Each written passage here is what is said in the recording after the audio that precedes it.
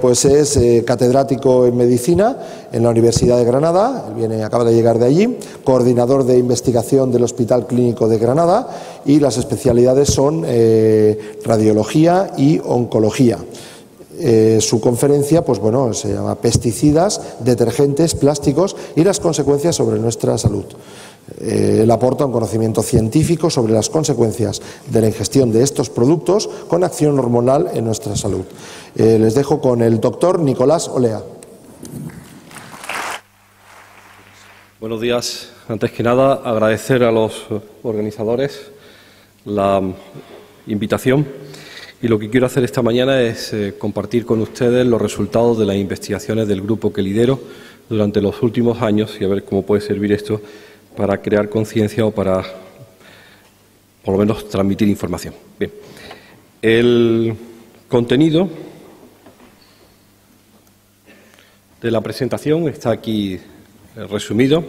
En primer lugar, una especie de justificación, por qué un médico clínico se incorpora a este tipo de foro y cuál es nuestra obligación comunicando. Algunos ejemplos de exposición humana, muchos de ellos vehiculizados por alimentos, otros por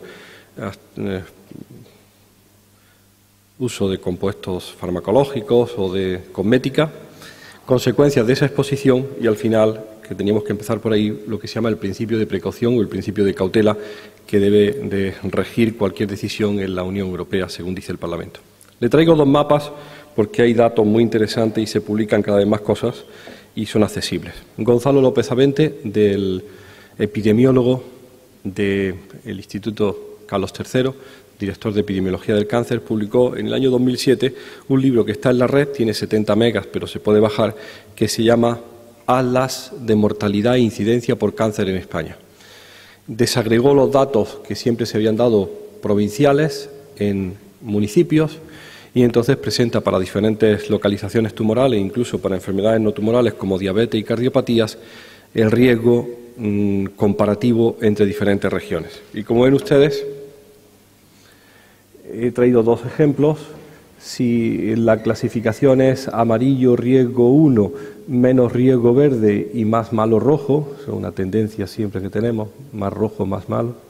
Bien, pues si se ponen los mapas de España para dos localizaciones tumorales frecuentes, cáncer gástrico y cáncer de vejiga, pues se ve que la probabilidad de mortalidad por cáncer en todos los españoles no es la misma y que existen mayores riesgos en unas regiones que otras. Como probablemente genéticamente somos muy similares, no hay quien lo dude, pues sí que se deben de considerar factores ambientales que contribuyan a esas diferencias en las probabilidades de riesgo. De hecho, algunas comunidades pues se han visto claramente turbadas, los políticos, pues ¿por qué puede estar pasando en Huelva, Sevilla y Cádiz, en el Ejido, en Almería, en Cartagena? ¿O qué pasa con el cáncer gástrico? Esto es cáncer de vejiga. Para quien no lo sepa, cáncer de vejiga es el más claro exponente de cáncer químico.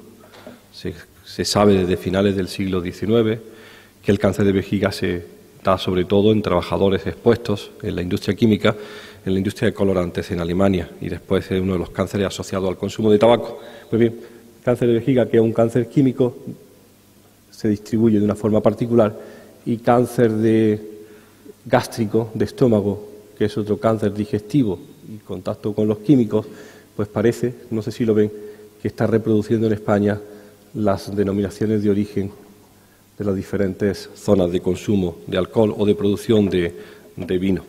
Bien, el caso es que nos da una pista para saber que las cosas son más complejas de lo que pensábamos.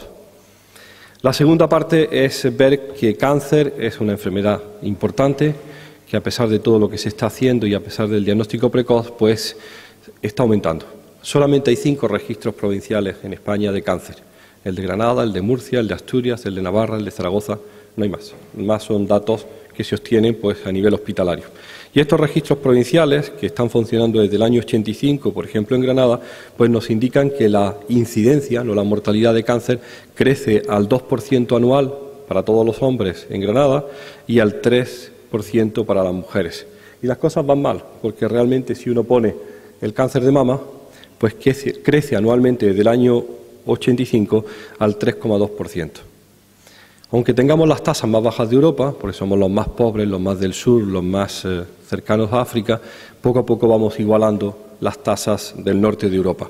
Y enfermedades se convierten en enfermedades comunes, enfermedades que eran raras, pues cáncer de mama se convierte en una enfermedad común que además tiene un gran peso social, puesto que si en lugar de hablar de incidencia o de mortalidad hay más cáncer en el hombre, se habla de años potenciales de vida perdidos, que es el dato que todos queremos. Si no han prometido una expectativa de vida de 85 años y uno se muere con 45, ha perdido 40 de los que le habían prometido al nacer, pues eso está lesionando fundamentalmente los intereses de la mujer, puesto que este cáncer de mama afecta fundamentalmente a mujeres en torno a los 40-50 años. Bien, entonces la siguiente justificación es que cáncer parece ser un problema y no es un problema genético, sino que es un problema ambiental. Los que teníamos proyectos europeos de financiación del sexto y séptimo programa marco, que es como financia competitivamente la Unión Europea, pues nos reunimos en Praga hace unos años con objeto de revisar qué es lo que estábamos diciendo durante el tiempo pasado. Y se hizo una declaración de Praga que dice lo siguiente: la comunidad científica tiene la desagradable sensación de que las cosas no van bien. Los sistemas de protección ambiental han fracasado. En algunos casos, dentro de esa comunidad científica se incluyen médicos, no es muy habitual porque los clínicos participan poco en esto, pero también se dijo en ese mismo comunicado que la comunidad médica tiene la desagradable sensación de que las cosas no van tan bien como deberían de ir. Lo que ocurre no es lo que estaba previsto. ¿Por qué decimos nosotros en el foro de Praga que las cosas no van bien? Fíjense, esto es un estudio muy sencillito, esto no es high technology, esto se puede hacer en cualquier sitio. Es la medida del residuo del pesticida DDT en las placentas de las mujeres sanas que dan a luz en el Hospital Clínico de Granada en el año 2006. El 100% de las mujeres que dan a luz en el Hospital Clínico en el año 2006 tienen DDT.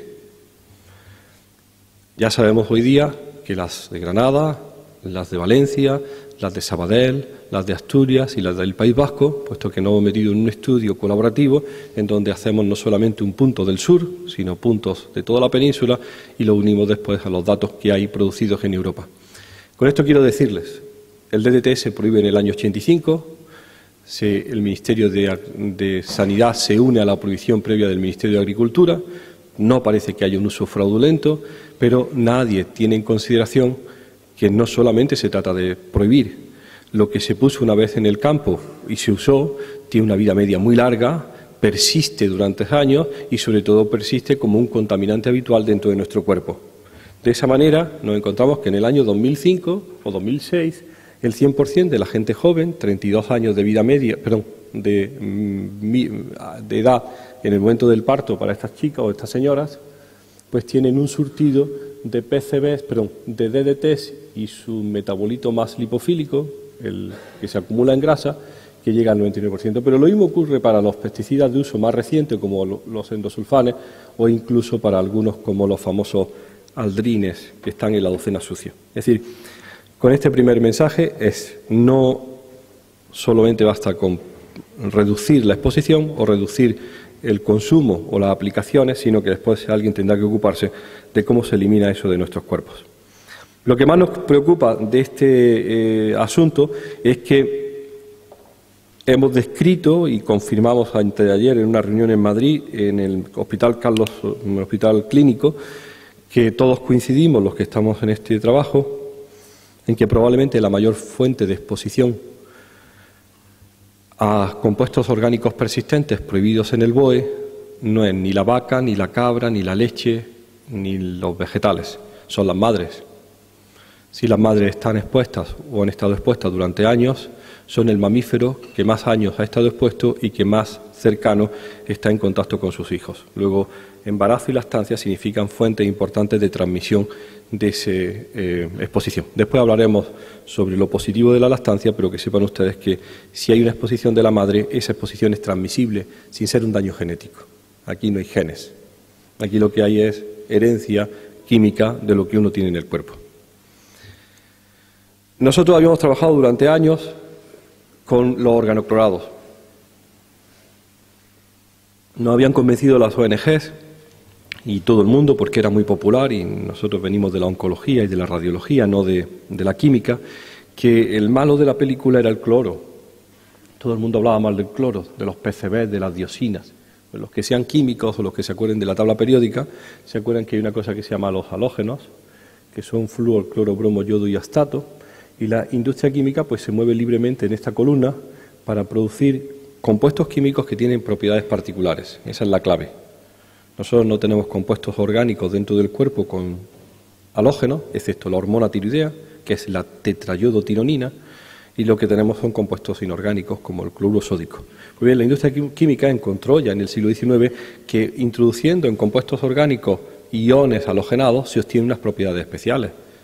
Los PCBs, los pesticidas organoclorados, porque tienen algo que tiene una utilidad particular. Pues bien, después de estar años investigando los organoclorados, tuvimos la ocasión de investigar en el tejido adiposo de las granadinas pues la presencia de organobromados. Y hoy día sabemos que el 100% de las granadinas tiene un surtido importante de lo que se llaman PBBs y PBDs, bifenilos polibromados y bifenilos ésteres bromados. ¿Y cuál es el origen? Pues fundamentalmente estos compuestos, que están publicados, no sé, en el año 2006, fundamentalmente estos compuestos vienen de los retardadores de la llama. Hace unos años se inventaron que era un peligro enorme los televisores, si se acuerdan cuando se quemaba una habitación de estar, el gran riesgo era que se prendía el televisor y explotaba como una llama como una bomba incendiaria y quemaba a la familia completa, y ahora ya los televisores no arden. Ahora se carbonizan, no echan llama, porque tienen hasta un 15-20% de un surtido de compuestos polibromados. El bromo tiene una grandísima habilidad de atrapar el oxígeno y evita que esos plásticos echen llama. Maravilloso. Eso, según los bomberos de todo el mundo, ha salvado cientos de vidas. Pero todos esos compuestos bromados están en el tejido adiposo de todos los que están en la casa, porque son contaminantes habituales de alimentos y de aguas. ¿De acuerdo? Entonces, la gran sorpresa nuestra es que después de medir en las placentas y en el tejido adiposo durante años los organoclorados, que tenían un origen, parecía claro, el pesticida clásico, pues ahora tenemos obligación de medir los organobromados porque también están ahí. Están en las ropas y en casi todas las fibras. Seguramente están en estas butacas que no arden, y que esto ya no es como hace años, que los teatros eran un problema enorme porque ardían como una tea, y ahora pues tienen otro comportamiento. Muy bueno, parece, pero problemático para nuestra salud. Bien, y ahora yo no sabía toda esa historia que se ha comentado sobre el flúor, porque no tengo conocimiento del flúor, pero sí sé que el año pasado invitamos a Matthew Nollecker, que es un investigador, un jefe de unidad en Carolina del Norte, y que es un hombre que trabaja para la administración americana, y nos dice, tengo que enseñaros una cosa. El producto más común, más extendido en la sangre del americano medio, en una cosa que se llama biomonitorización, el biomonitoring, nosotros le decimos la vigilancia de las personas, fue el DDE, que es un derivado del DDT, en los años 60, que llegó a alcanzar de media en toda la población americana el valor de 34 microgramos por litro. Es decir, como es el producto químico que tenía el honor de haber sido el más frecuente como producto extraño en la sangre de la población americana. Dice, pues ha sido desbancado. El producto químico más abundante en la población americana, en la sangre, en los años 2000, son los PFOS. ¿De acuerdo? Muy bien. ¿Tiene usted la obligación de aprenderse todos estos nombres? Igual que se sabe la alineación del Barcelona, pues no pasa nada. Esos PFOS y esos PFOA, que nosotros todavía no lo hemos medido, ya se están poniendo, vienen fundamentalmente, son cadenas de 60 carbonos perfluoradas que tienen flúor. No sabemos muy bien qué pasa con ellas ni cómo se comportan, pero tienen dos fuentes, según nos dice Matthew Nollecker, fundamentales: las sartenes de teflón y el Gore-Tex, que son polímeros de flúor y son el compuesto más abundante. En mi casa, que siempre hemos tirado las sartenes de plástico cuando ya habían perdido el plastiquillo, y decía esto ya es impresentable, como no lo vean nos van a decir que somos unos ratas. Pues uno se pregunta, ¿y dónde estará ese plástico? Pues ya lo sabemos, circulando en sangre. Y no sabemos para qué pasa, con qué se relaciona. Pero la exposición ya ha ocurrido y fundamentalmente viene pues de nuevas aplicaciones, de nuevos polímeros que se ponen en el mercado con unas propiedades que probablemente sean positivas, pero que no sabemos mucho sobre su comportamiento sobre los individuos. Bien.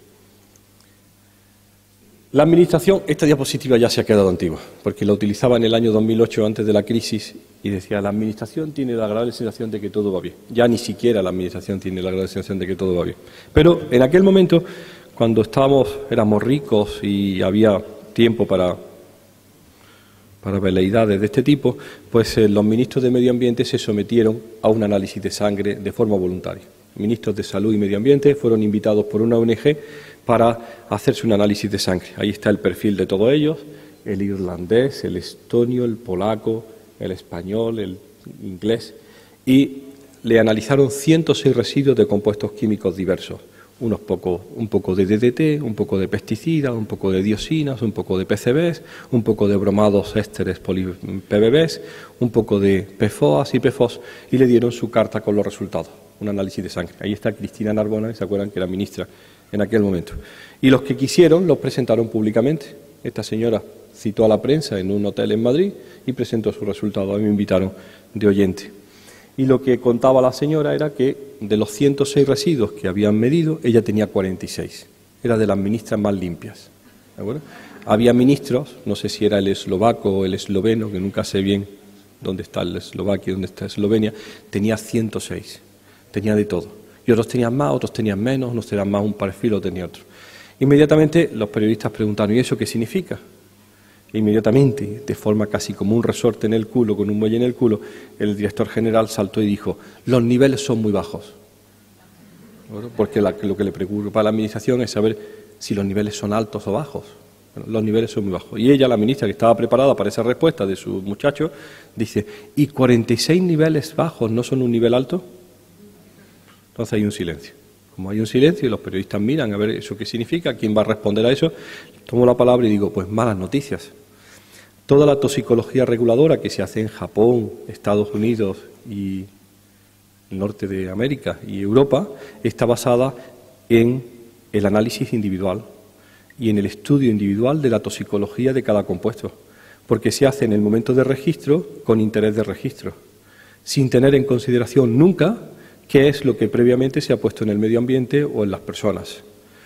Todo lo que está regulando ahora mismo, esos números mágicos que tanto le gusta a la Administración, de cuánto es bueno y cuánto es malo, por encima de 7 es malo, por debajo es bueno, ese número mágico para dar tranquilidad a todos nosotros de que todo está bajo control, está hecho siempre para compuestos individuales.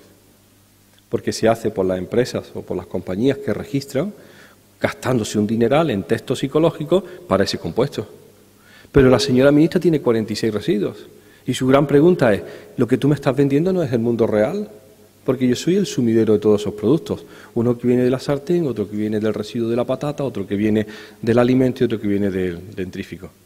Al final, esa respuesta, esa pregunta que tenemos, no está. Había un compromiso para que esa respuesta se diera, porque Europa, si se acuerdan, se montó en la historia del REACH, el nuevo sistema de registro de los compuestos químicos. Pues a pesar de lo que se discutió en el 2004, en el 2005, en el 2006, previo al REACH, para que por fin se asumiera el asunto de forma seria, que era el efecto combinado, no hay una sola palabra ni mención al efecto combinado en REACH. Eso será para la próxima generación o para el próximo milenio, no para este. Ahora dicen, ayer discutía y alguien del Ministerio se levantó muy dando explicaciones, que en 2012 ya se va a considerar algo sobre efecto combinado. Pero mientras que no haya un efecto combinado, los números mágicos que dan sobre seguridad son claramente insuficientes y no nos sirven para ver cuál es el resultado. Bueno, vamos a aprovechar. Esa es la justificación. Algunos ejemplos de residuos de pesticidas, exposición laboral, exposición inadvertida. Muy rápido para que no. Empezamos con la famosa docena sucia. Lo que nosotros medimos sin ningún tipo de problema en las placentas de las señoras que dan a luz en Granada o en el tejido adiposo de los niños que son operados son productos históricos, la mayor parte de ellos sin interés comercial, que en un momento determinado el mundo mundial decide que se pueden quitar. Se reúnen en Estocolmo, hacen el convenio de Estocolmo para la eliminación definitiva de los compuestos orgánicos persistentes, que si los ven ustedes son interesantes, pero realmente ciencia del año 60, de 1960. El DDT, el toxafeno, el hectacloro, el clordano, el dieldrin, el ácido clorosano. Compuestos químicos que están hasta en el BOE del año 85, ya prohibidos. Se prohíbe terminantemente no solamente sus aplicaciones en agricultura, sino sus aplicaciones hasta por el Ministerio de Sanidad, que nadie vaya a utilizar estos productos. Bueno, el problema es que, debido a sus características, a cómo se vendieron, son altísimamente persistentes. Cuando se vendían en los años 60 decían, querido agricultor, tenemos la solución, usted aplica esto en el campo y sirve para siempre. Bueno, el sirve para siempre del año 60 se llamó hoy persistencia, porque se bioacumula, se magnifica y al final está dentro de nuestro organismo y no sabemos muy bien cómo eliminarlo. Hay sitios donde realmente la persistencia de los productos químicos utilizados en agricultura pues puede ser un mayor problema. Hay un dato interesante. El 4,6% de la superficie agrícola de España se dedica a fruta y hortalizas y consume el 50% de los productos pesticidas. Es decir, que realmente no todo el país está igualmente expuesto. Hay zonas, hay concentraciones muy importantes porque hay una reducción muy importante de la superficie que es agrícola y además en ese sitio pequeño que es el 4,5% de lo que es agrícola, que no es baldío, consume el 50%, que puede ser del orden de 98.000 toneladas. Nosotros tenemos nuestro propio laboratorio. No necesitamos ratitas ni nada, porque tenemos esto que se llama, esta es la foto aérea del Landsat de El Ejido. 22.000 hectáreas de invernaderos, de cajitas de plástico, donde 77.000 personas entran todos los días y se exponen a productos químicos de la más alta tecnología y desarrollo. La impresión que tenemos, como dicen siempre, es que si tiene que pasar algo, pasará allí primero, porque realmente si es donde más se utiliza, pues probablemente es más preocupante o tan preocupante como el residuo que pueda haber en una lechuga o en un tomate. Hay algunos casos particulares que yo siempre lo enseño porque tuve la oportunidad. Me invitaron a una conferencia en Albacete, de Granada a Albacete, se va por los cerros de Úbeda, estos son los cerros de Úbeda, y me pararon porque había una carretera en obra y no sé si ven que hay una avioneta fumigando, es cereal, y aquí hay un señor, un puntito blanco, que con el teleobjetivo de máquina es un señor con una bandera. Cuando pasa la avioneta se sujeta el sombrero, lo fumiga por encima, ¿no? La avioneta hace un loop en el aire, el hombre se desplaza 20 metros y la avioneta vuelve otra vez. Llego con estas diapositivas al trabajo, se lo enseño a un compañero de epidemiología y me dice, si tú estás interesado en el estudio de los pesticidas sobre la salud humana, ese es tu hombre. Localízalo, porque si hace eso todos los días, es el de la bandera. Bueno, pues sí, probablemente ahí habrá algo que pase, ¿no? Por lo menos ese manifestará cuál es el efecto, puesto que tiene una exposición laboral importante. Y empezamos a enterarnos, y después veremos en el tercer capítulo, que sí pasa algo con esa gente. En algunos casos son sorpresas, ¿no? Como esta del país, víctimas de una mala fumigación. Y todo el montaje que hay en Cataluña y sobre todo en Barcelona, con la historia de personas expuestas laboralmente, pero de forma inadvertida, a fumigaciones incontroladas con pesticidas persistentes en su puesto de trabajo y con una historia penosísima de denuncia y de reclamo. Bien, además de eso, que son exposiciones laborales y que tienen cada uno pues su vía de solución y qué es lo que está pasando, nos interesa fundamentalmente el residuo de pesticidas en alimentos. Y es lo que a la población general pregunta, ¿no? ¿Qué está pasando? Pues ya los pesticidas orgánicos persistentes prohibidos, ya no es posible que estén en los alimentos, están más en las madres y en las mujeres de 30 años que en las vacas, porque no sé, yo no entiendo de vacas, pero me han dicho que las vacas que nos comemos son de 1 año y medio y los cerdos tienen 1 año y las gallinas tienen 3 meses. Es decir, que ha habido muchas generaciones de vaca, de cerdo y de gallina desde la última vez que alguien echó DDT, pero ha habido una sola generación de madres. ¿De acuerdo? Que se prohibió en el año 85. Ha habido solamente una generación de madres. Entonces, nos preocupan el residuo de pesticidas nuevos, menos persistentes, dicen menos tóxicos, y nos enteramos de cosas pues que la prensa airea continuamente, ¿no? De cada 100 verduras que consume cualquier ciudadano europeo, esto es 2005, ¿no? 60 están completamente limpias, 36 tienen restos inferiores al máximo tolerado y 4 están contaminadas. Y ahí esa es la palabra. Y dice, a ver, viene el radiólogo, el oncólogo y dice, el máximo tolerado, ¿y eso qué es? Ah, pues existe una tabla que se llaman los LMRs, el límite máximo de residuo que puede tener un albaricoque, el límite máximo de residuo que puede tener una fresa.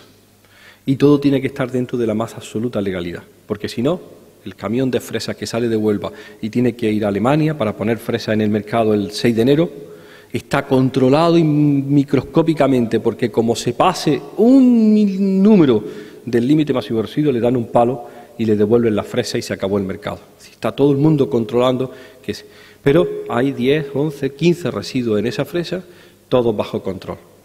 ¿Esos números qué significan? Pues nos dice la gente mal pensada. El menor cantidad que puede tener la fresa desde el producto químico que es efectivo para matar la plaga.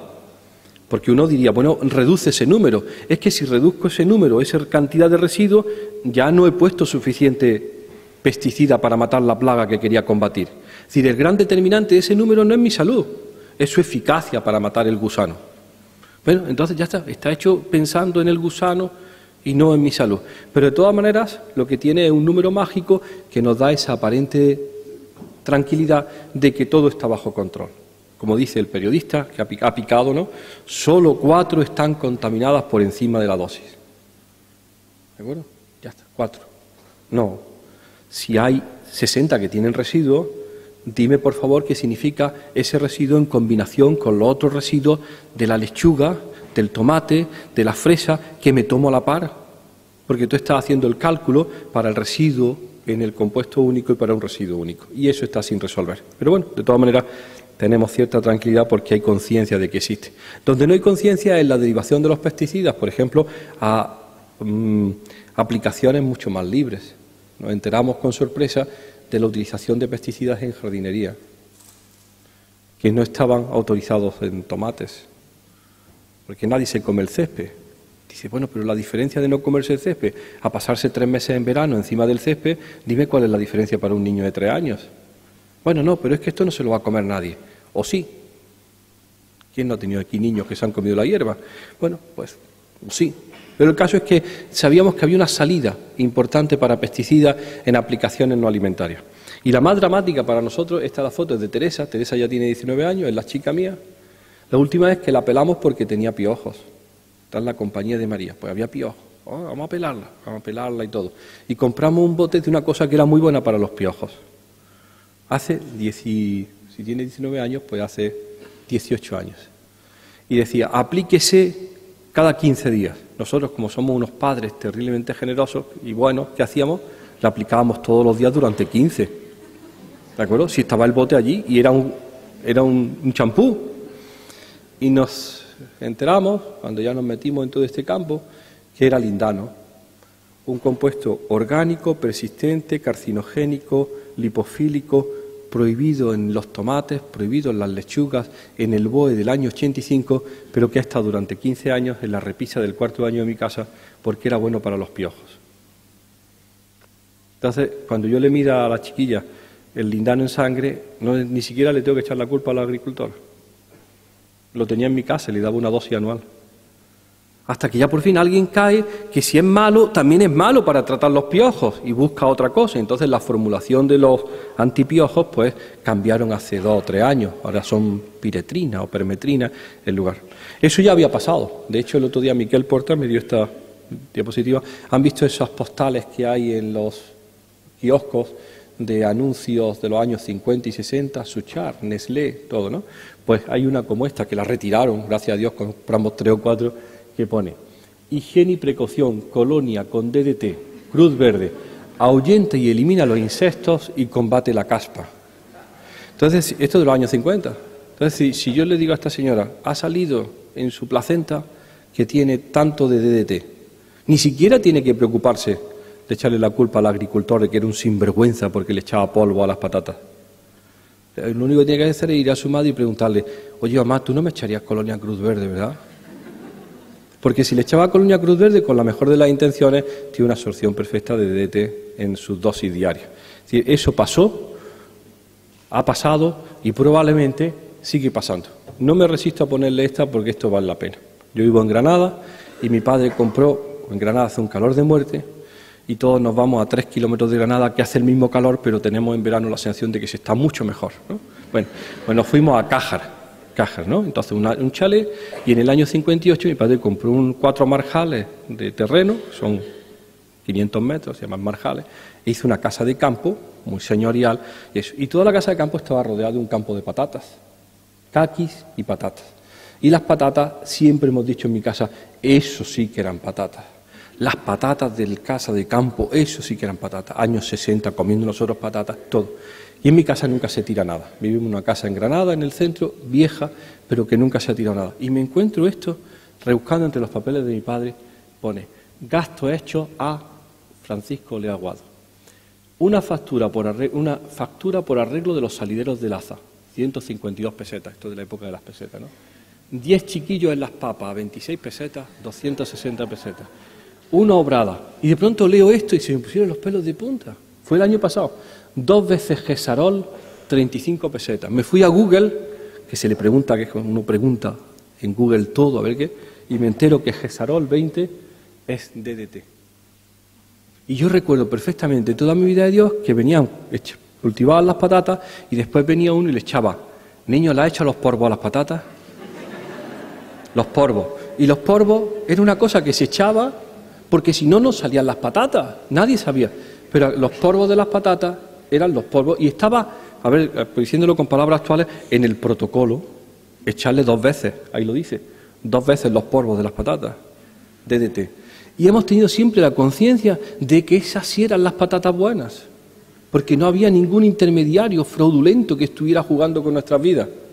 Bueno, y probablemente será en toda mi familia la mayor fuente de exposición al DDT, porque éramos muy saludables, ¿no? Bien, los buenos tiempos del endosulfán me lo salto, cosas problemáticas. De los últimos trabajos que hemos publicado está este sobre la dieta mediterránea y donde hacemos una pequeña observación. Parece que sí, que la dieta mediterránea es una preciosidad, que va bien, que se consume no sé cuánto y no sé cuánto, pero ojo con lo que comes.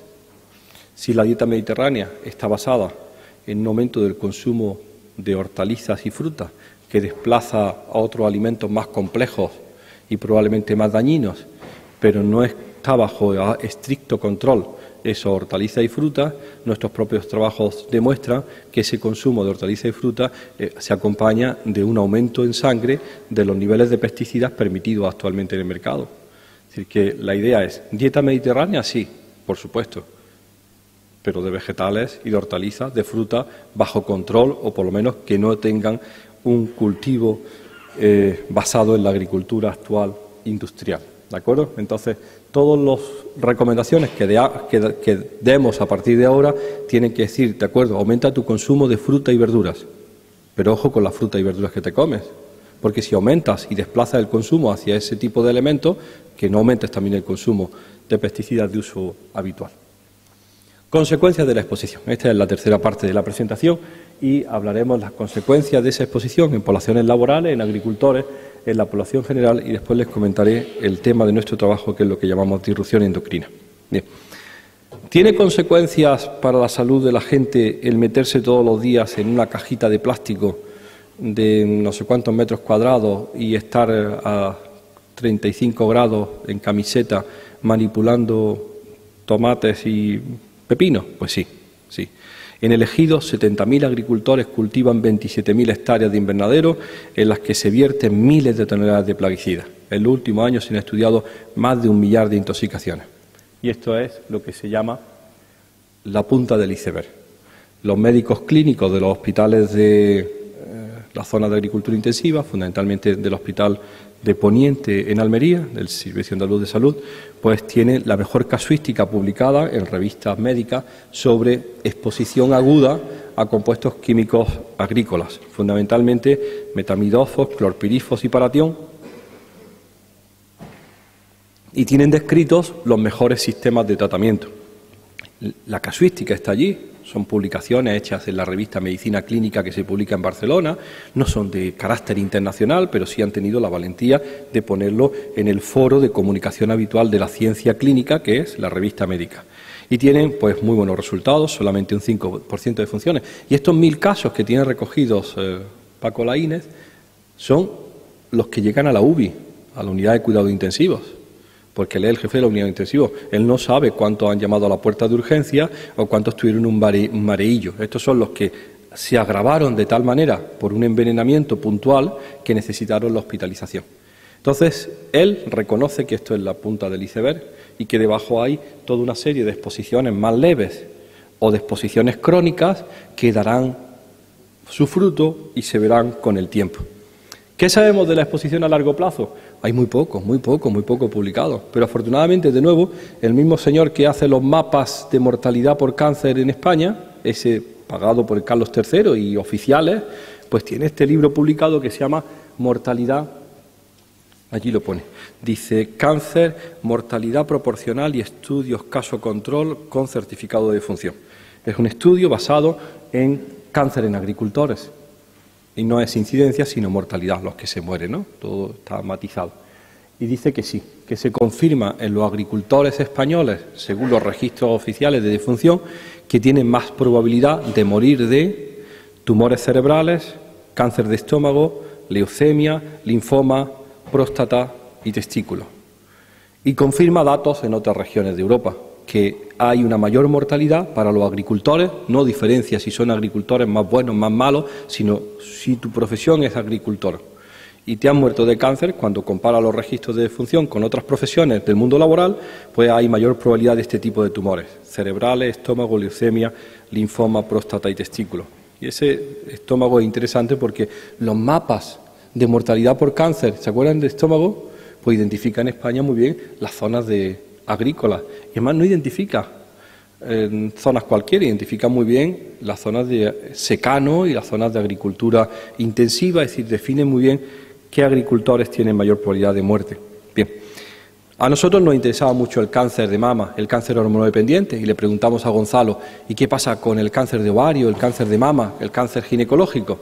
Le dice, no lo sabemos. En los registros históricos del siglo XX de mortalidad no está recogida la actividad laboral de la mujer.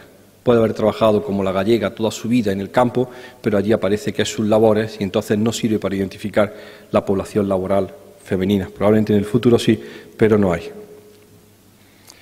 Estudio de la calidad seminal, me lo salto. Bien, y entonces, con toda esta base y todo eso que sabíamos de exposición, nos decidimos un día estudiar cáncer de mama. A nosotros nos gusta el cáncer de mama. Estamos convencidos de que está pasando algo en Granada, puesto que la incidencia es muy baja, pero aumenta al 3,4% anual, y entonces, si genéticamente somos los mismos, tendremos que ver qué es lo que está pasando. Había, cuando decidimos hacer nuestro estudio en el año 96, más de 40 trabajos que trataban de asociar la exposición a pesticidas y el cáncer de mama. Había una tendencia enorme, mental, psicológica, que decía, sí, los malos de la película, el DDT y los PCBs, son los que están provocando lo que se llama la epidemia del cáncer de mama. ¿De acuerdo? Pues entonces nosotros empezamos a verlo. De hecho, había toda una sensibilización social que era la primavera silenciosa, denunciada en los años 60, que los pajaritos, no había insectos, no había pajaritos. Tenía una consecuencia que se llama la cosecha de la primavera silenciosa, es la epidemia de cáncer de mama en el año 90 en Estados Unidos. Esa era la hipótesis de trabajo. Y entonces convencimos a los compañeros y hicimos este estudio. Cáncer de mama y efecto combinado de los estrógenos. Reclutamos a 250 mujeres con cáncer de mama y a 350 sin cáncer de mama en el momento del diagnóstico. Venían al hospital, era un diagnóstico, era granadina, no venía de fuera, tenía cáncer de mama y le buscábamos otra granadina que hubiera entrado en el hospital, se llama el control, que no tenga cáncer de mama y que venga por cualquier otra enfermedad distinta a la tumoral. Y hacemos un caso y controles. Y después de hacerle un montón de pruebas y de preguntas, ponemos en la máquina a ver qué es diferente, la que dice que tiene cáncer de la que no tiene cáncer, y nos llevamos la primera enorme y desagradable sorpresa. La mayor causa de cáncer de mama en la provincia de Granada es estudios universitarios. Dios, dice, bueno, ahora ¿cómo le vendo esto al rector? Es decir, que hay un riesgo de cáncer de mama venir a la universidad. Bueno, es como le vendo yo la noticia. Dice el epidemiólogo, no hay ningún problema. Si ves, los números positivos son riesgos por encima de 1. 1 es quien no tiene riesgo y va acumulando puntos de la lotería con cada una de estas situaciones. Y lo que es por debajo de 1 son factores protectores. A ver, los grandes factores protectores de cáncer de mama en la provincia de Granada son tener primer hijo antes de los 18 años, tener 5 hijos y acumular 36 meses de lactancia. ¿De acuerdo? Que es, a ver, uno se siente y dice, toma, mi abuela, mi bisabuela, que tuvo 14 hijos y que parió desde los 18 años y que estaba siempre preñada, ¿no? ¿De acuerdo? Y tenía muy poco cáncer de mama. Bueno, ¿de acuerdo? Entonces nos sale que el gran factor de protección es el hábito reproductivo. Bueno, y nos quedamos así. No obstante, después aclararemos esto, nuestra hipótesis de trabajo, que era la exposición química ambiental, salió positiva, ¿no? Después de estudio universitario y antecedentes familiares, nos salió muy bien que lo que nosotros proponíamos funcionaba. Intentábamos, a ver, se lo cuento porque esta es la parte más compleja de todas las charlas, el medir el efecto combinado de toda la porquería que había en 1 gramo de grasa cogido de la mama en el momento de la intervención quirúrgica. En lugar de medir los compuestos químicos, lo que hacíamos era machacar el tejido adiposo, dárselo al químico y que midiera el efecto en conjunto de carácter hormonal estrogénico. ¿De acuerdo? Y ese marcador, era un marcador biológico muy rudimentario, funcionó. Las que tenían más porquería estrogénica acumulada en la mama tenían mayor riesgo de cáncer de mama. Ya por fin, por lo menos, el paper, como decimos nosotros, el trabajo se pudo publicar y nuestra hipótesis estaba ahí presentada. Pero vamos a ver una cosa. Enseguida nos dijeron, bueno, ¿y quién es el responsable de ese efecto tumoral? A ver, busca responsables, porque los trabajos que se habían hecho estaban limitados a el DDT y el cáncer de mama, el PCB 138 y el cáncer de mama, y todo era un continuo fracaso. Ninguno conseguía demostrar hasta entonces que la contaminación química tuviera que ver con cáncer de mama, porque la mayor parte de las veces estaba limitado al gran compuesto maldito. Hay una tendencia enorme a la simplificación y a ver si es la diosina, el PCB, el PBB, y todos los trabajos son pues relativamente muy imprecisos. Como teníamos el tejido mamario y la señora habían consentido en que esa mama y esa grasa la guardáramos, pues empezamos a hacer nuestra alianza en el año 2004 y a ver qué tenían las mamas de las mujeres con cáncer de mama y sus controles sin cáncer de mama. Y entonces empezamos a medir. Fíjense, las mamas tienen de media 17 pesticidas organoclorados, 37 bifenilos policlorados, 10 PCB hidrosilados, 15 dioxinas, 8 bifenilos y 11 ésteres de PBBs. Y ahora la pregunta es, ¿cuál de ellos es el malo? Porque eso es lo que nos habían dicho, que había un compuesto realmente malo. Y dices, Dios, ¿y cuál será? Si hemos medido 100 y tienen todas de todo. Lo peor de todo, que los tienen los casos y los controles, los sanos y los enfermos. Entonces empezamos a verlo, y se lo paso rápido, y lo publicamos, que sí, que las 458 mujeres, todas, el 97% tienen DDT, el 69% endosulfán. Seguimos. Todas tienen un cóctel maravilloso de dioxinas, y allí no hay incineradoras, El 70% tienen PCBs, todos estos son de la misma serie. Todas tienen un cóctel de PBBs y PBDs. Entonces decimos, bueno, no somos capaces de resolver quién es el asesino. Esto es como Fuenteovejuna. Todos a una. No sabemos quién lo ha matado. Entonces, justo en este momento, y estamos hablando del año 2004, se produce un punto de inflexión. Nos dice la gente, bueno, es que estáis empeñados en los compuestos orgánicos persistentes. La lista aquella que hizo una vez el Estado, diciendo, hemos identificado los malos. Y dice, no, pero la gente tiene muchas más cosas. Y dice, hombre, no jodas, ¿qué más tiene? Dice, pues tienen alquilfenoles. Y entonces aquí empieza la charla, aquí tendría que empezar. La gente tiene alquilfenoles, bisfenoles, y entonces nos enteramos que el 100% tienen una cosa que se llama nonilfenol. Bien. Está publicado, como siempre todo lo que presentamos está publicado. ¿Y de dónde viene ese nonilfenol? El nonilfenol viene fundamentalmente, una de sus mayores aplicaciones es inerte en los pesticidas líquidos. Lo llaman surfactantes mojantes, humectantes. Es lo que ayuda a que cuando se utilice el pesticida se quede sobre la hoja y no caiga al suelo y se produzca una buena absorción. Pues bien, el nonilfenol que está como inerte en los pesticidas, uno compra un bote de endosulfán al 3% y vale un dineral, y dice, si se va a su casa, dirá, ¿qué tendrá esto? ¿Qué será el 97% para que valga este dineral? Porque si es al 3%, el 97% será agua, ¿no? Bueno, pues ese 97% son lo que ayuda al pesticida a tener sus funciones. Pero es que también son los detergentes y también son esos tirfenoles los espermicidas. El único espermicida en la farmacopea española, aditivo de diafragmas, cremas o de preservativos, es nonosinol, que es nonilfenol, y está en el 100% de las enfermas con cáncer de mama. Y a nosotros nos preocupa porque esos compuestos son hormonalmente activos, son estrogénicos. Y ahora, esta es la gran estrella. La gran estrella de nuestro trabajo es bisfenol.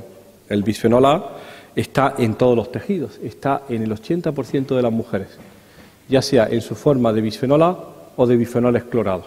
Y este es el bisfenol A. ¿Y qué es el bisfenol A? Pues fíjense, aquí ya cambia para nosotros toda nuestra vida y decimos esto es incontrolable. El bisfenol A es el monómero, es decir, el ladrillo constituyente de los dos plásticos más populares y más vendidos en el mundo mundial: el policarbonato y las resinas epoxi. ¿De acuerdo? Entonces vamos a ver un poco cómo ha llegado ese bisfenol A. El bisfenol A se diseñó en el año 36 por este señor que le dieron muchos premios, aquí lo tiene en la mano, porque inventó esto, el primo hermano, el primo listo del bisfenol A, que es el dietiletilvestrol, el estrógeno sintético más potente hecho por la farmacología experimental. ¿Sí? Y el primo tonto es el bisfenol A, que es 1000 veces menos potente como estrógeno. Este fue seleccionado como estrógeno sintético y se utilizó en farmacología, y en ganadería, y en veterinaria. Y este se dejó olvidado porque era mucho menos potente. ¿Lo ven aquí? Aquí está el bisfenol A y DOTS recibiendo todos los parabenes del bisfenol A. En el año 90 se presenta en una consulta de Massachusetts una niña de 19 años con cáncer de vagina de células claras. Una enfermedad rarísima. Hay cáncer de vulva en las mujeres muy mayores, es muy poco frecuente, pero el cáncer de vagina es excepcional. Se hace los estudios, bueno, mala suerte. Aparece al mes siguiente otra y aparece al mes siguiente otra, en el mismo hospital. 3 casos. Inmediatamente se le ponen los pelos de punta a los oncólogos y dicen algo está pasando. Se hace una encuesta epidemiológica y se descubre que las 3 chicas han tenido embarazos muy complejos. Sus madres iban a abortar y fueron tratadas durante las primeras semanas del embarazo de esas chicas con dietiletilvestrol. Este es el dietiletilvestrol. Y ese tratamiento con dietiletilvestrol provocó cáncer de vagina en las hijas. Las madres sanas y las hijas cáncer de vagina. Se hace una encuesta epidemiológica y se define el famoso caso DES. Está en es lo que más le gusta a los epidemiólogos del mundo mundial, porque es la asociación de causalidad entre una exposición temprana en embarazo y el riesgo de enfermedad. Se prohíbe el DES en todo el mundo, se suspende en el año 79 en España y se dice que no se puede dar más como estrógeno para la amenaza de aborto. Fundamentalmente porque el DES, no lo habían pensado, atraviesa la barrera placentaria y expone de forma masiva al feto hembra. Bien, pues eso ha sido progresando y DES se retira del mercado, se retira de la veterinaria porque era un finalizador en ganadería, se ponía como pellet en las vacas para ganancia de peso, y este tontito, el BPA, que es 1000 veces menos potente, en los años 50 se descubre que polimeriza muy bien y se convierte en la base del plástico policarbonato y las resinas epoxi. Y entonces ahora mismo es uno de nuestros grandes compañeros. Son mis gafas, ¿de acuerdo? Que son caras, bifocales, son de policarbonato, son los recubrimientos interiores de las latas de conserva, los biberones, los selladores dentales, el papel reciclado, son 1000 cosas. De hecho, que sepan que se hacen 250 millones de kilos todos los años en Cartagena, es la única fábrica aquí en España, y que alimenta 1/3 del mercado europeo. 250.000 toneladas año, 250 millones de kilos de un compuesto que es estrogénico a 10 elevado a menos 7 molar y que tiene cientos de aplicaciones. Bien, ahora, un segundo. Profundizando en nuestro estudio de cáncer de mama, tratamos de explicar por qué esa ventaja tienen las mujeres que paren pronto, que paren mucho y que dan tanto el pecho. Decimos, bueno, esto es una maravilla. Si eso es realmente factores de protectores, ¿cuáles son las explicaciones? Y la explicación que se da, a ver, se la traduzco del inglés. La transformación que sufre la mama en forma temprana a los 18 años con el primer embarazo hace que los buds terminales de los acinis mamarios sean más resistentes a no se sabe y no sé cuánto. Y todo el mundo se ha comido esa explicación y eso se ha dicho.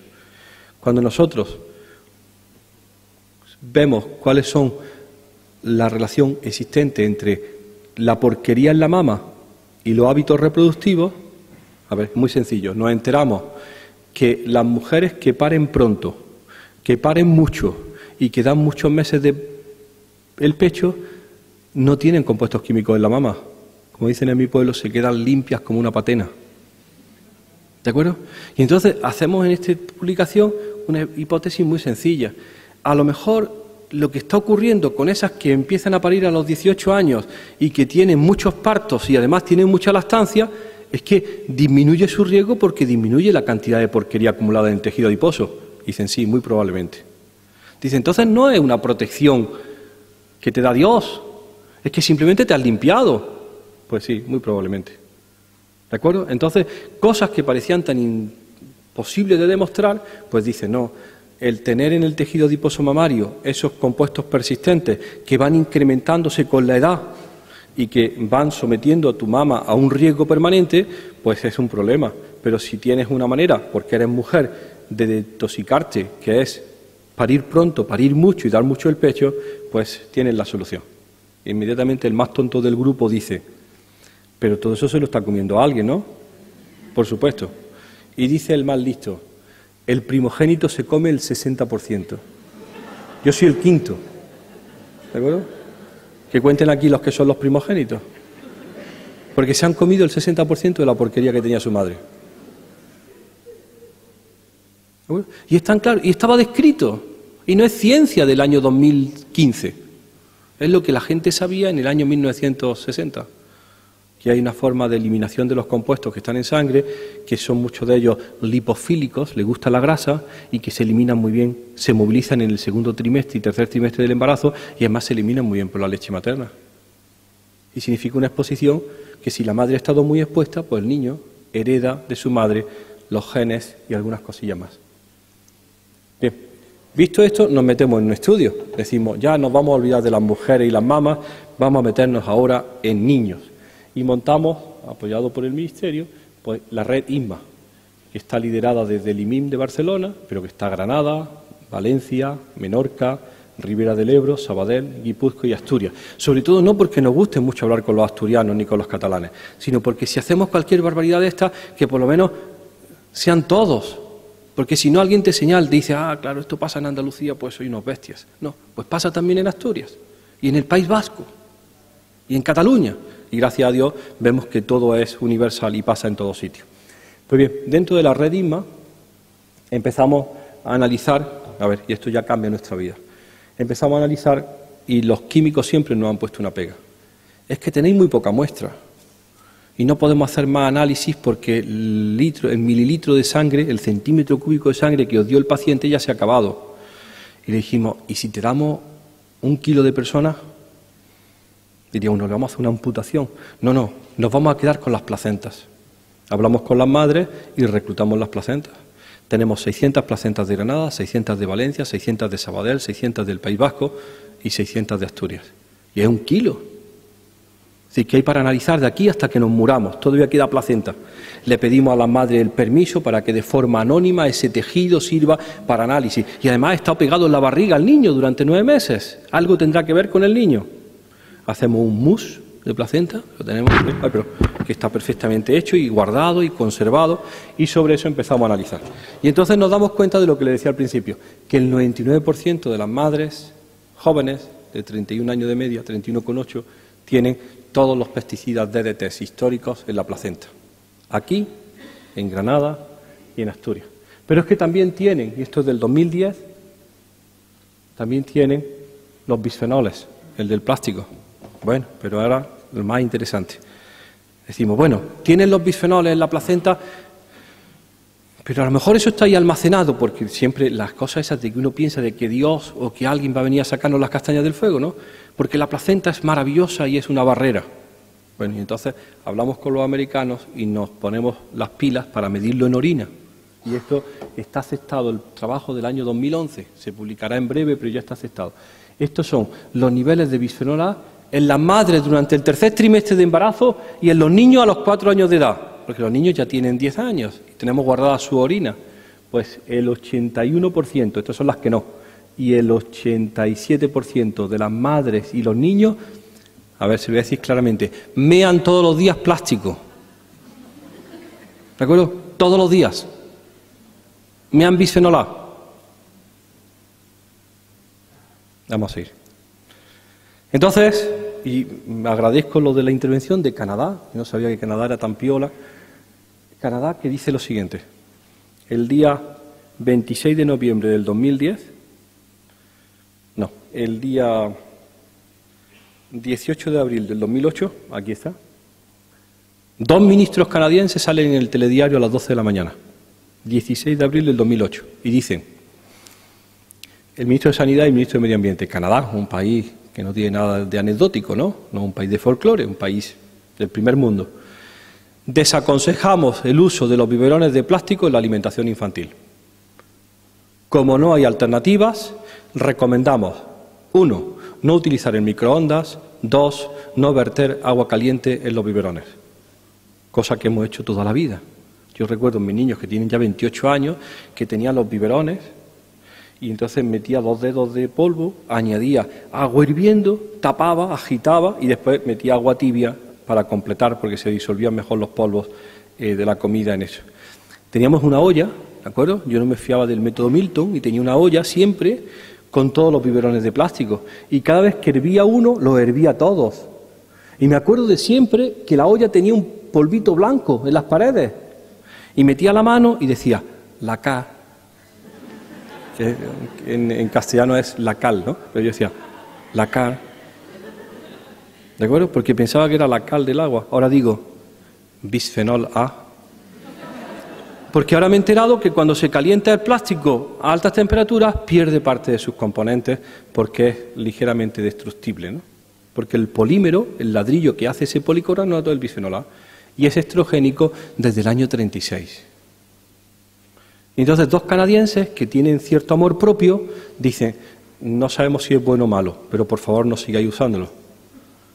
Y la Unión Europea dice que no, de ninguna manera, estos son alarmistas, estos estarán. E inmediatamente California, Maine, Massachusetts se unen a la prohibición y a continuación Dinamarca y presionan en la Unión Europea y con el informe en contra de la Agencia de Seguridad Alimentaria Europea, que dice que es agua de la fuente, el día 26 de noviembre del 2010 el ministro europeo sale en la tele y dice, chicos, el 1 de junio del 2011 se acabaron los biberones de plástico en Europa. Por mis narices. ¿De acuerdo? Aunque no haya evidencia de que sea malo. Y el 1 de junio del 2011 desaparecen los biberones de plástico. Habrá que buscar plásticos no policarbonato. La idea es, si supone una exposición inadvertida a los niños en las primeras fases del desarrollo a un producto químico que se conoce fehacientemente que es estrogénico, mejor no lo hagas. Se llama el principio de precaución. Y antes, ya hace un año, estaban en la farmacia los biberones sin BPA. ¿De acuerdo? ¿De acuerdo? Que ponía BPA, que es bisfenol A, free. Yo no iba a comprar un biberón que valía el doble, que es lo que tendrá, que será el BPA free. Pues ya a partir del 1 de enero, del 1 de junio. Es. Vamos a seguir. La exposición a bisfenol A ocurre en las latas de conserva, fundamentalmente por lo que se llaman las resinas epoxi que hacen ese recubrimiento interior. Se hace a través de los selladores dentales. Cuando le ponemos un sellador dental a nuestros niños lo que ponemos es BPA y entonces el dentista lo polimeriza in situ y admite que no polimeriza más del 40% porque es muy difícil, hay saliva y el niño se mueve. Se hace fundamentalmente, y esto es lo que ha puesto a la comunidad científica, los pelos de punta. El mayor punto de exposición de BPA son los hospitales porque está el plástico más bueno y más caro. Tienes a un niño metido 3 meses en la incubadora porque pesa 1,6 kg, te estás gastando un dineral en controlarle 40 variables y no te das cuenta. Estos son datos americanos de nuestra amiga Antonia Calafat, que es la que nos ayuda a medirlos los niños.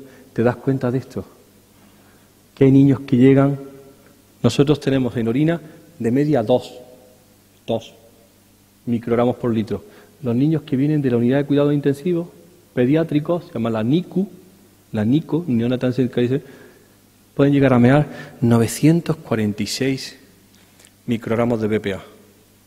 Y están horrorizados, no los niños, sino los encargados, porque dicen, tío, que hemos venido controlando todas las variables, excepto una, que le estamos poniendo en el cordón umbilical un compuesto estrogénico de 10⁻⁷ molar, que viene de algo que alguien nos había prometido que era inerte. No es inerte. Desde el año 36 se sabe que no es inerte. No es ciencia del año 2011. Bien, también ocurre esto, y nosotros lo publicamos con el papel reciclado, en donde el papel reciclado, que es la gran apuesta, pues decimos, puede que no, porque en realidad el papel reciclado contiene la gran parte de los compuestos químicos que estaban en las tintas de impresión previas al reciclado, y cuando estaban impresos, estaban bien impresos, bien calentitos y bien hecho el polímero, pero cuando se ha hecho el reciclado y se utiliza cartón o papel reciclado, nos encontramos que las cajas de pizza que se venden de forma continua en España, Portugal, Italia y Bélgica contienen un 45% BPA, un 67% un talato y un 77% otro talato. Y lo peor de todo son estrogénicas. El estudio está hecho, está publicado y la Agencia de Seguridad Alimentaria está diciendo, pero no pasa nada, porque nadie se ha comido una pizza y se ha caído al suelo, muerto. ¿De acuerdo? No ha pasado. Y lo único que decimos, ojo, que estás jugando con fuego, porque estás participando. Cuando hicimos el estudio, utilizamos de la parte interna de la caja de pizzas un pedacito del tamaño de un sello de correos, que era el que el químico extraía y veía qué compuestos componían aquello.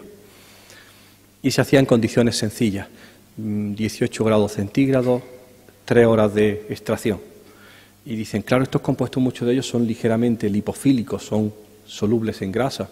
Esto habría funcionado mucho mejor si lo hubiéramos extraído con un medio graso y con calor. Y dice el más tonto, como siempre, del grupo, como la pizza margarita, ¿no? Es decir, que ahora cuando llamo a mi casa voy volando, que es el pizzero más cercano, y pone la pizza margarita grasa sobre la caja de cartón, digo que no tarde mucho, porque es la mejor forma de extracción que no se le podría haber ocurrido ni al químico más inteligente. Y esa mancha de grasa que tiene la pizza margarita, cuando me la estoy comiendo, porque sigo comiendo pizza, digo, Dios, ¿esto cuánto le habrá sacado a la caja de esto? ¿De acuerdo? Bueno, pues ahí está pendiente. Como no nos hacían caso, con mi amigo Gustafsson, que es el jefe del Karolinska, pues fuimos con la publicación y se la pusimos encima de la mesa al máximo responsable de la EFSA en Parma. Y le dijimos, léete esto, que no vaya a pensar que no has tenido acceso a esa información, porque está publicado en el año 2007. Todavía estamos esperando una respuesta. Y probablemente pues la habrá tardía, mal y nunca. Bien.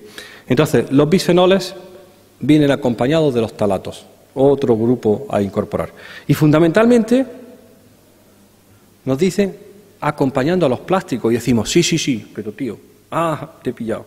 Porque resulta que como esto lo van a reciclar, en el culo de la botella hay un triángulo y el triángulo tiene un número. Y ese número identifica el tipo de plástico. Y el PET, el tereftalato, y el V, el 3, que es el PVC, son los malos. Y el 7 es malísimo porque es el policarbonato. Ya te he pillado. Voy a mirar a todas mis botellas y voy a ver si eres el 1 o el 3 o el 7. Bueno, y nos dice la Unión Europea. Hace una semana. 14 de enero del 2011. Nuevo reglamento de la Unión Europea, 217 páginas, sobre material y objetos plásticos destinados a entrar en contacto con los alimentos. Los plásticos están unidos entre sí por diferentes capas y pueden tener recubrimientos, aditivos, impresos orgánicos e inorgánicos. Resultado de eso, según nuestro amigo Ellman, el 100% de la agua embotellada en el mercado alemán, y esto no es un ambientalista, este es un científico, jefe de grupo de endocrinología en un hospital, el 100% del agua embotellada en el mercado alemán, ya venga de Alemania, Francia o Italia, si viene en plástico es estrogénica, imita las hormonas sexuales femeninas. Las mismas botellas o el mismo contenido en cristal no tiene. Y es más, las que vienen en cartón también. Año 2011. dicho, publicado por la gente más seria, y todos pendientes a ver si esto se regula alguna vez, pero se va presentando la evidencia y la idea es, pero el que signifique que haya exposición no significa que acceda al cuerpo, y entonces se lo enseñamos en la placenta y en la orina. A ver,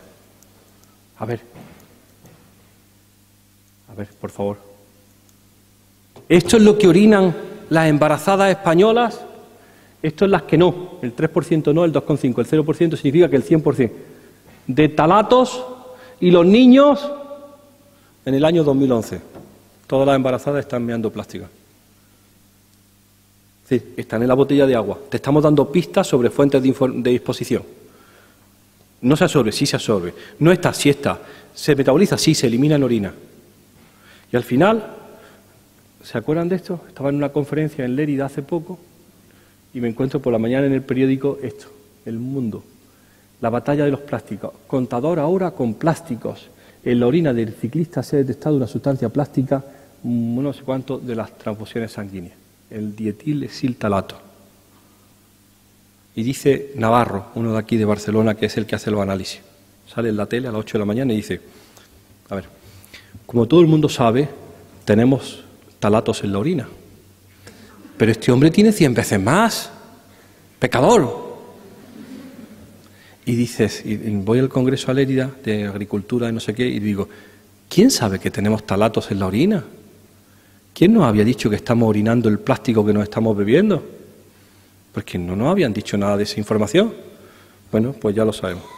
Como bien dice Navarro, ya sabemos por nuestros propios resultados de INMA que todas las embarazadas nuestras orinan un cóctel completo de 15 talatos. Entonces nos llevamos un disgusto.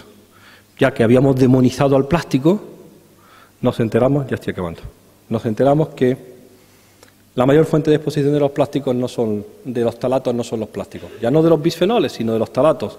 La mayor fuente de exposición de los talatos es la cosmética, porque la persistencia de los cosméticos está basada en la presencia de talatos, que hace que uno se eche 3 gotitas por la mañana y a las 10 de la noche siga oliendo. Y hay perfectos trabajos ya hechos entre uso de cosméticos y presencia en orina de los talatos. Bueno, voy a pasar esto rápido. Hay gente que se ha enterado, y esto está en el mercado. Antes de que la administración diga nada, uno va al MAS, no al, ¿cómo se llama este? Al Mercadona, y se encuentra con esto. 0 parabenes, 0 colorantes, 0 talatos, 0 fenoxietanol. Es decir, hay gente que empieza ya a retirar de sus formulaciones normales productos que no tiene la información, la población, nadie, nada más que los pocos elegidos que han elegido, en lugar de estar en Barcelona esta mañana, meterse aquí, la información de que eso pueda ser un problema. Pues hay gente que lo está haciendo ya. Bien. Acompañando a los talatos están los parabenes. ¿De acuerdo? Pues, ¿alguien no se ha extrañado por qué se puede dejar uno en el chalet un bote de champú en el mes de septiembre y volver en mayo y que esté perfecto? Porque tienen un surtido de metil, propil y butilparaben, que son los antimicrobianos más utilizados en perfumería. Pues bien, estos parabenes, que tienen un problemilla con cáncer de mama, desde hace varios años tratado de defender por un grupo inglés, se encuentran en el 96% de las placentas. Esto está enviado, está ya en prensa y aceptado, y en el 100% de la orina de los niños. Todos orinamos todos los días otro poquito de parabenes. Vamos a ver. Los PFOS, ¿se acuerdan? Hablábamos de los perfluorados, cadenas de flúor, y decíamos, bueno, ya nos ha dicho el americano este que lo más frecuente en la sangre del americano medio son cadenas de 60 carbonos de perfluorados que vienen del Tefal.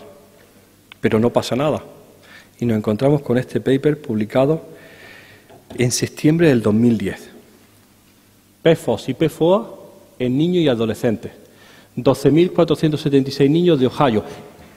Los archivos de pediatría y medicina adolescente es la filial del JAMA, que es el Journal American Medical Association, la revista más potente y que todos nos gustaría en nuestra vida publicar. ¿De acuerdo? Esto no es el Super Pumbi, ni el Dominical. Bien. 12.476 niños, lípidos, HDL, LDL, colesterol y triglicéridos. Tras ajustes, se asocian los niveles de estos productos en sangre con colesterol y con obesidad. Y se abre la caja de los truenos y se presenta ante la sociedad mundial que los plásticos y los PFOS pueden estar relacionados con obesidad infantil. Se hace una reunión la semana pasada, yo no fui, en Carolina del Norte, para hablar sobre exposición infantil y obesidad. Bien. Opinión de algunos científicos acompañando el artículo. No hay que ser alarmistas, es necesario ser prudente en las conclusiones. Opinión de otros. ¿Por qué no exigir esa misma prudencia evitando las exposiciones? Y el Roto, ¿se acuerdan del Roto? Publica esto en el periódico. Algunos alimentos pueden ser tóxicos. En caso de observar alguna reacción adversa, haga como que no ha notado nada para no alarmar a otros consumidores. Es decir, hay que ser prudentes, no vaya a ser que no sea verdad. Bien, ya para acabar, ¿por qué nos metemos todos nosotros en esto? Porque desde el año 96, que firmamos el acuerdo de Weybridge, estamos convencidos de que algunas sustancias químicas exógenas tienen efectos adversos para la salud como consecuencia de alteraciones en el sistema endocrino. Se le llama disruptores endocrinos. Y eso es lo que todo el grupo de trabajo está implicado, en sustancias químicas que alteran. Y hay datos más que suficientes para ver que esos disruptores endocrinos tienen efectos, sobre las carpas del río Ebro, que pasa por Tarragona, que han cambiado de sexo. Y hay así de paper y de publicaciones escritas por Damià Barceló y Cinta Porte y los científicos más prestigiosos catalanes sobre el intersex. Y así de paper sobre los moluscos de las rías gallegas y el imposex. Y así en el río y hasta en Madrid, ¿no? Pasa esto. Un nuevo escenario en la exposición ambiental. Niveles bajos de exposición, pero son múltiples los residuos químicos. Las interacciones sinérgicas, aditivas o antagónicas entre ellos pueden existir. Y necesidad de ir más allá de la cuantificación de uno o unos pocos residuos, porque no nos da la respuesta. Mientras tanto, precaución. Y la última, no, espérese. Esto se lo tienen que tragar aunque no les guste. Principio de precaución votado por el Parlamento Europeo, por mayoría. Cuando una actividad se plantea como una amenaza para la salud humana o el medio ambiente, deben tomarse medidas precautorias a pesar de que algunas relaciones de causalidad no se han establecido de manera científica, como dicen ellos, en su totalidad. Porque hay que actuar con precaución ante la incertidumbre. La responsabilidad de la demostración del daño no recae sobre los tontitos como yo que están haciendo esto, sino sobre el que ha propuesto el producto, el que tiene que pagar la factura. Pide siempre alternativas. Cuando te vayan a vender algo, di siempre, ¿y qué pasa si no lo hago? Y participa, y eso es lo que tienen que hacer ustedes, activamente en el proceso de decisión. Me invitaron a una conferencia en El Ejido y me dijeron al final, ten mucho cuidado que la carretera es muy peligrosa y cuando llegue a la carretera nacional hay un stop. Así es.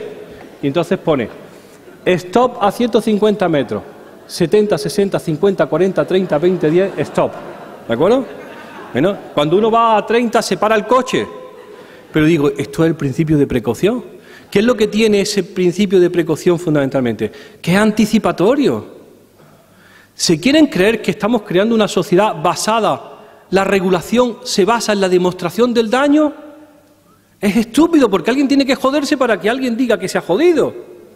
No puede haber una actitud que sea anticipatoria, que no sea preventiva. Es que a lo mejor tengo experiencia de situaciones previas que me han conducido a lo mismo. Entonces esa es la cautela, el carácter anticipatorio. ¿Dónde se pone la Guardia Civil en el stop? Al otro lado. Se espera que te la pega y dice, tío, ¿cómo no te la va a pegar si te has saltado el stop? Entonces se ve perfectamente la relación de causalidad y la asociación entre el riesgo del cruce y que te han matado. Pero la clave está en hacerlo con carácter anticipatorio. Muchas gracias por su atención.